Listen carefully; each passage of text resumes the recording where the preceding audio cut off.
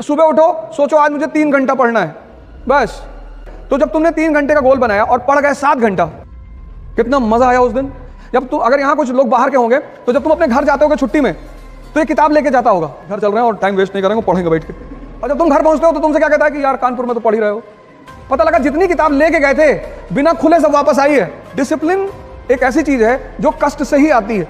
जैसे बैठ के मत पढ़ो, मैंने ये डाइस ले रखी थी, मैं इस पे पढ़ता था। इस पे नजर रखने के लिए एक डायरी बगल में रखनी है और उस डायरी को भगवान की तरह पूजा करो उसकी। तुम्हारा शेड्यूल नहीं टूटना चाहिए।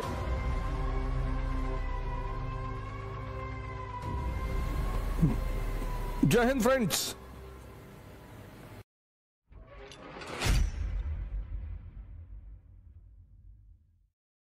डिसिप्लिन एक ऐसी चीज है जो कष्ट से ही आती है। जैसे बैठ के मत पढ़ो, मैंने ये डाइस ले रखी थी, मैं इस पे पढ़ता था। कम से कम 3 से 4 घंटे, 12 घंटे मत करना वरना स्पाइनल प्रॉब्लम हो जाएगी। कुछ लोग क्या करते हैं ना, अत्त मचाना शुरू कर देते हैं।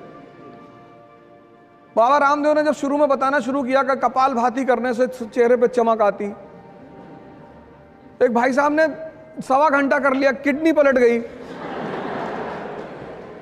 वो 2 महीने आईसीयू में रहे। किसी भी काम की शुरुआत धीरे धीरे करो। डिसिप्लिन कष्ट से आएगा। अपने आप को कष्ट दो और अपने ऊपर नजर रखो। एक शेड्यूल बनाओ और शेड्यूल छोटा बनाओ। सुबह उठो, सोचो आज मुझे 3 घंटा पढ़ना है बस, 1 मिनट। अब 3 घंटे का शेड्यूल बनाओगे तो तुम्हारा मन बगावत करेगा, कहेगा नहीं नहीं 3 घंटे का नहीं, 10 घंटा। मन की आदत है बड़े बड़े प्लान बनवाना, करना कुछ नहीं। तुम अगर उसके नेचर को देखो, वो प्लान बनाने में कंजूसी कभी नहीं करता। यही तो उसका खेल है, कहेगा पूरा दिसंबर बैठ के पढ़ना है। जब तुम, अगर यहां कुछ लोग बाहर के होंगे तो जब तुम अपने घर जाते होगे छुट्टी में तो ये किताब लेके जाता होगा कि घर चल रहे हैं और टाइम वेस्ट नहीं करेंगे, पढ़ेंगे बैठ के। और जब तुम घर पहुंचते हो तो तुमसे क्या कहता है कि यार कानपुर में तो पढ़ ही रहे हो। पता लगा जितनी किताब लेके गए थे बिना खुले सब वापस आई है। अगर आज तुम्हें दौड़ने के लिए कहा जाए तो कितने किलोमीटर दौड़ जाओगी? 1। लेकिन क्या तुम्हारी क्षमता सिर्फ 1 किलोमीटर दौड़ने की है? नहीं, नहीं ना। अगर आज मैं तुमसे दौड़ने के लिए कहूं तो तुम सिर्फ 1 किलोमीटर दौड़ पाओगी, ऐसा तुम कह रही हो। लेकिन तुम्हारी क्षमता 50 किलोमीटर तक दौड़ने की है मिनिमम। बाकी तुम अब भद्रकाली का रूप ले लो और 100 किलोमीटर दौड़ जाओ। तो अब क्या करना है तुम्हें? अब सुनो क्या करना है। आज तुम 1 किलोमीटर दौड़ी, 10 दिन 1 किलोमीटर ही दौड़ो। 11वें दिन तुम उसे 2 कर दो। स्टेमिना डेवलप हुआ। ऐसे जीवन में भी करना है। छोटे छोटे वो बनाओ गोल। कहो 3 घंटा पढ़ेंगे। तो जब तुमने 3 घंटे का गोल बनाया और पढ़ गए 7 घंटा, कितना मजा आया उस दिन। जब भी तुम अपने टारगेट से बढ़कर काम करते हो, उत्साह बढ़ता है। और जब भी तुम अपने टारगेट से कम काम करते हो, उत्साह घटता है। तो जब तुम 10 घंटे का टारगेट बना के सिर्फ 3 घंटे पढ़ते हो और ये प्रक्रिया 2 महीने चलती है, तो तुम डिप्रेशन के शिकार धीरे धीरे होने लगते हो। इसलिए कम टारगेट बनाओ और ज्यादा आउटपुट निकालो और कष्ट दो अपने आप को।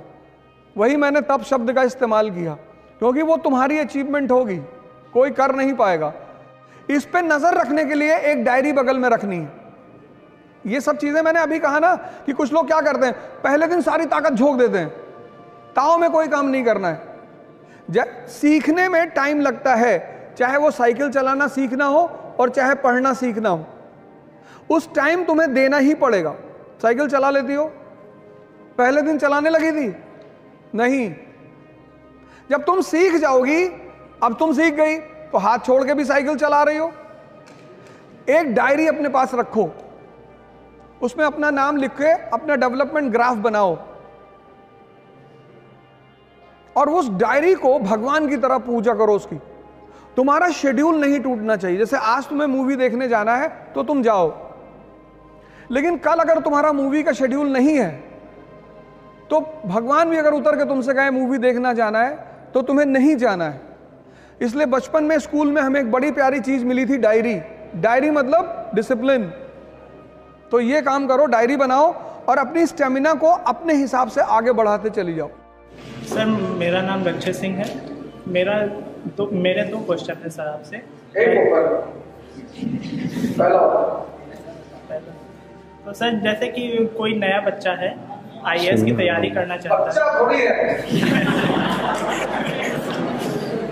नहीं, स्टूडेंट है तो IAS तैयारी करना चाहता है, तो उसके पास मेजर प्रॉब्लम ये रहती है कि जैसे उसे ऑप्शनल चूज करना है तो उसमें जैसे उसे हिस्ट्री पढ़ने में ज़्यादा मज़ा आ रही है और वो हिंदी उठाता है तो उसमें भी कई कवि या फिर लेखक ऐसे मिल जाते हैं कि जिनके विचार उसे काफ़ी ज़्यादा प्रभावित करते हैं, और उसके बाद दर्शन उठाता है तो उसमें भी वो प्रभावित हो जाता है उनसे।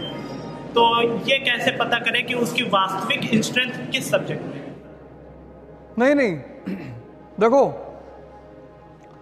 जो आदमी सबसे प्रभावित हो रहा है, हमारी श्रीमती जी ने हमसे कहा कि यार एक बात बताओ, तुम में और में बेसिक डिफरेंस क्या है? मैंने कहा तुम्हारी क्षमता ज्यादा है लेकिन तुम्हारे काम करने का तरीका गलत है। बोली कैसे? मैंने कहा यार इतना टाइम लगा दो किसी चीज में, तुम कपड़ा खरीदने गई, अब कपड़े को पकड़ के ऐसे देख रही,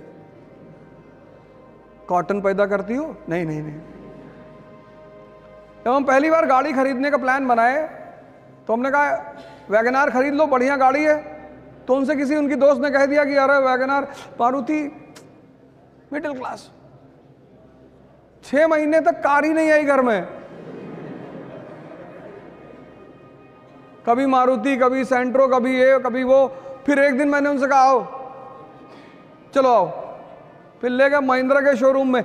इसीलिए तो इस देश में तुम संत रविदास को सुनो, मन चंगा, मन पे बात कर रहे हैं। तुलसीदास ने क्या कहा? जाकी रही भावना जैसी। ये मन तो तुम्हें हर बार तुम्हें शादी नहीं करने देगा। अगर 5-6 लड़कियां एक साथ खड़ी कर जाएं कि इसमें चुन लो, फिर डिस्टर्ब कर देगा तुमको कि नहीं ये नहीं, तुमसे खेल रहा है वो, एक पकड़ो, वो तुमसे खेल रहा है और तुम उसको मजा दे रहे हो, तुमसे मजा ले रहा है। कभी तुमसे कह रहा है हिंदी, रामधारी सिंह दिनकर, बहुत बढ़िया। अब तुम दिन भर बैठ के सोच रहे हो कि हाँ यार रामधारी सिंह। यही तो मैं कह रहा हूं, डिसीजन लेना है तुरंत। जिस दुकानदार के पास जब जाते हो कोई सामान लेने, अगर वो सामान उसके पास नहीं होता तो पता क्या कहता है? साहब आजकल इसकी सेल नहीं हो रही है, बड़ी शिकायत आ रही साहब। आप साहब एक काम करो, आप साहब ये नया प्रोडक्ट है साहब बाजार में, बड़ा बढ़िया प्रोडक्ट है साहब। तुम उससे पूछो कि जो मैं मांग रहा हूं वो है? कि तुम बिस्लरी की बोतल मांगे, उसके पास नहीं है, कहेगा हिमालय का पानी ले लो। मैंने पूछा बिस्लरी है? कह रहा साहब बिस्लरी के पानी में बहुत शिकायत आ रही। मैंने कहा है कि नहीं? कहा भैया बिस्लरी नहीं। तो उसको मत खेलने दो, एक डिसीजन लो, और जितना बड़ा एम्बिशन होगा उतना बड़ा खतरा होगा। खेल रहा है तुम्हारे साथ, कल से मत खेलने देना।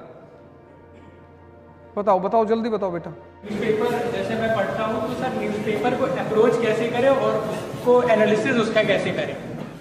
एनालिसिस करने के लिए बेसिक्स स्ट्रांग होनी चाहिए, पहली बात तो ये। उसके लिए तुम्हें एनसीईआरटीयां पढ़नी पड़ेंगी।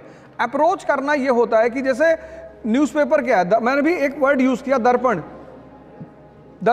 तो अब कन्या विद्याधन योजना सरकार लेकर आई है, तो उस पर तुम लिखो क्यों।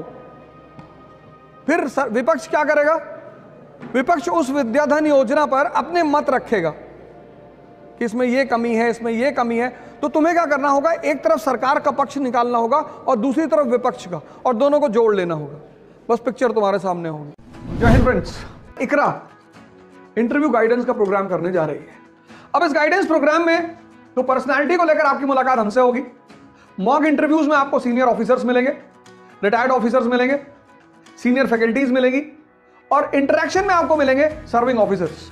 पुणे में इसकी पहली डेट है 28 दिसंबर 2022। मैं आपको पुणे में मिलूंगा 28 दिसंबर को। दिल्ली में 22 एंड 29 जनवरी, जेपी सिद्धार्थ होटल दिल्ली। फिर दूसरा सेशन होगा 12 एंड 19 फरवरी 2023, जेपी सिद्धार्थ, पपूसा रोड पे होटल है जेपी सिद्धार्थ। इसके लिए आपको एक छोटी सी फॉर्मल प्रक्रिया करनी पड़ेगी। जो भी लोग पुणे में मिलना चाहते हैं, दिल्ली में मिलना चाहते हैं, वो सारे लोग ऑनलाइन रजिस्टर करा लें और ये पूरा प्रोग्राम फ्री है। लेकिन आपको प्रोग्राम में आने से पहले रजिस्ट्रेशन कराना पड़ेगा इकरा की ऑफिशियल वेबसाइट पे। एक बार फिर से आपको congratulations, best of luck, thank you, जय हिंद।